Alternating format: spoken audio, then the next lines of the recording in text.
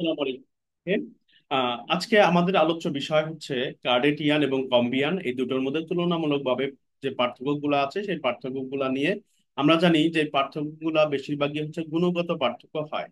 তো কেন এই পার্থক্যগুলো তৈরি হচ্ছে, বা এই টাইপের যে ইয়ানগুলো আছে সেই ইয়ানগুলো আমরা কোন কাজে বা কোন ধরনের ফ্যাব্রিক অথবা কোন ধরনের অ্যাপারেল তৈরি করতে ব্যবহার করব, এটাই আজকে আমরা আলোচনা করব।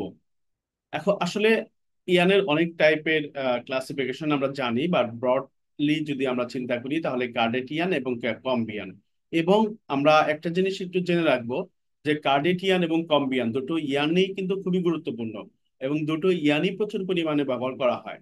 এখন কার্ডেটিয়ান এবং কম্বিয়ানের মধ্যে যদি একেবারে ওভারঅল আমরা কোয়ালিটির কথা ধরি, তাহলে কম্বিয়ানের কোয়ালিটি কার্ডেটিয়ানের থেকে ভালো, এবং ভালো বলতে অনেকাংশেই ভালো। আর সেই ক্ষেত্রে যেহেতু কোয়ালিটিটা ভালো, সেই ক্ষেত্রে কম্বিয়ানের প্রাইসটা কারেটিয়ানের থেকে তুলনামূলকভাবে বেশি হয়ে থাকে। এখন কম্বিয়ানটা আসলে তৈরি করবার জন্য আমরা ভালো মানের ফাইবার ব্যবহার করে থাকি। ভালো মানের ফাইবারের প্রাইস একটু বেশি হয়। অনেক সময় দেখা যায় যে যদি কোনো শর্ট ফাইবার থেকে থাকে বাট আমরা কম্বিয়ান তৈরি করব, তাহলে সেই শর্ট ফাইবার গুলাকে রিমুভ করতে হয়। যেহেতু শর্ট ফাইবার গুলো রিমুভ হচ্ছে, তো আলটিমেটলি আমার কস্টিংটা বেড়ে যাচ্ছে, এবং আমার এখানে কিছু এক্সট্রা প্রসেসও অ্যাড করতে হয়, যেটা কার্ডিয়ানের প্রয়োজন নাই। এবং এবং কম্বিয়ানের ক্ষেত্রে সেই এক্সট্রা কিছু প্রসেস আমরা এখানে অ্যাড করে নিব। তো আমরা এখানে আমাদের যে স্ক্রিনে দেখতে পাচ্ছি, স্ক্রিনে আমাদের লেফট সাইডে হচ্ছে কার্ডেটিয়ানের যে বৈশিষ্ট্যগুলো আছে সেটা নিয়ে আলোচনা করা আছে, এবং রাইট সাইডে হচ্ছে আমাদের কম্বিয়ানের যে বৈশিষ্ট্যগুলো আছে সেটা নিয়ে আলোচনা করা আছে।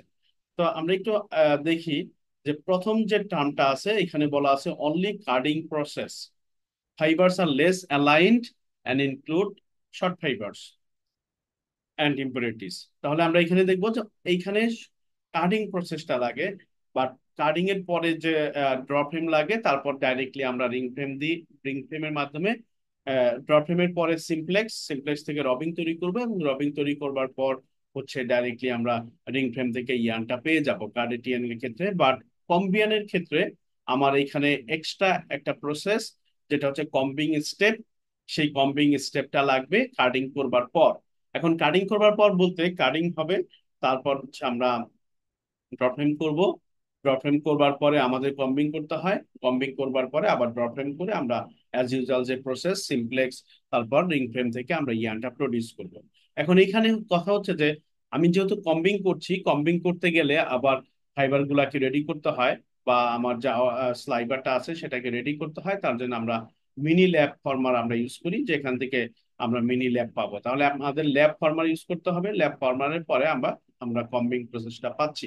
এখন এখানে খুবই গুরুত্বপূর্ণ, কার্ডেটিয়ানের ক্ষেত্রে বলা হয়েছে যে ফাইবার ইয়ানের মধ্যে হচ্ছে শর্ট ফাইবার থাকে, আর হচ্ছে কিছু ইম্পুরিটিস থাকে, কিছু ওয়েস্টেজ থাকে।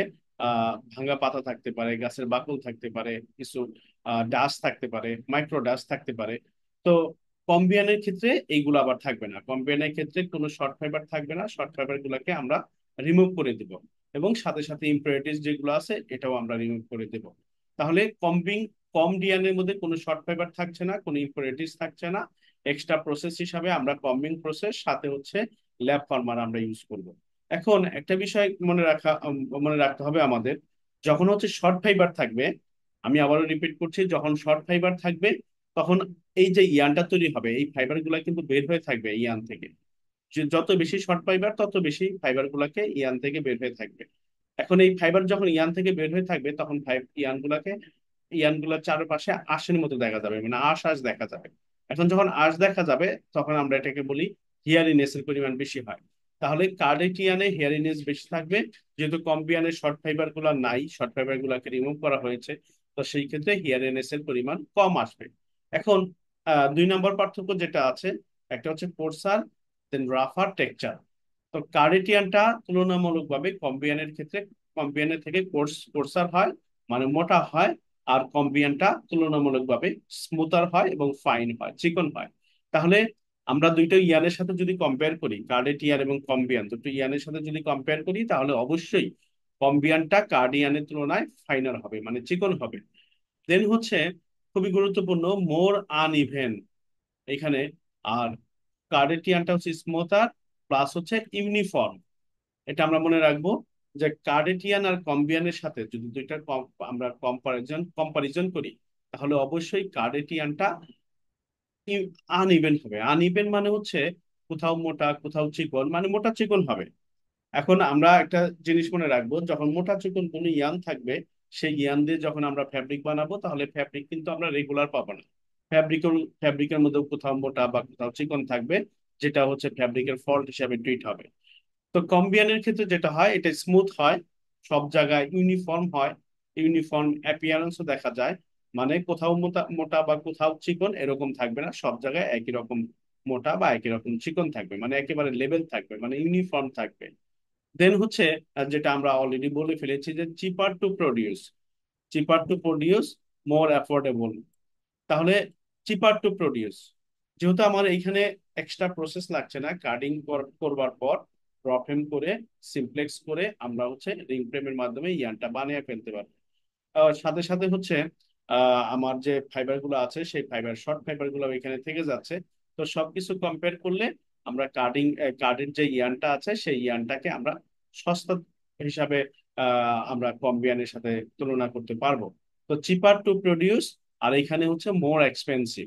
তাহলে কম্বিয়ানটা হচ্ছে মোর এক্সপেন্সিভ, আমরা একটু মনে রাখবো। দেন কার্ডিয়ান দিয়ে আমরা মেনলি হচ্ছে ডেনিম, টাওয়েল, ফ্লানেল বা লোয়ার কস্ট যে ফ্যাব্রিক গুলো আছে সেগুলা ব্যবহার করব, আর সেগুলা বানাবো। আর সাথে হচ্ছে নিটের item, for example T shirt, polo shirt, then trouser, hoodie, এই টাইপের যে গার্মেন্টস গুলো আছে, সেই গার্মেন্টস তৈরি করবার জন্য যে ফ্যাব্রিকটা লাগবে, সেই ফ্যাব্রিকটা আমরা কার্ডেটিয়ান থেকে তৈরি করে থাকি অধিকাংশ ক্ষেত্রে।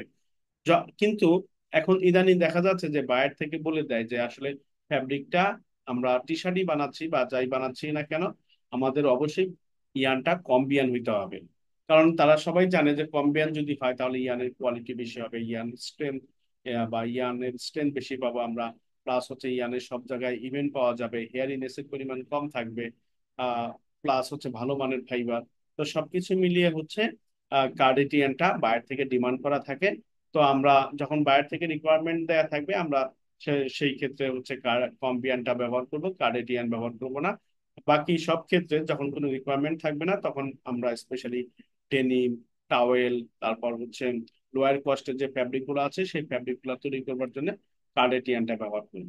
আর কম্বিয়ানটা বেশিরভাগই হচ্ছে আহ শার্টের যে ফ্যাব্রিক গুলো আছে বা লাক্সারি যে ফ্যাব্রিক গুলো আছে, স্পেশালি ওভেন ফ্যাব্রিক, ডেনিম বাদে যত ওভেন ফ্যাব্রিক গুলো আছে, এগুলোর ক্ষেত্রে আমরা কম্বিয়ান ব্যবহার করব।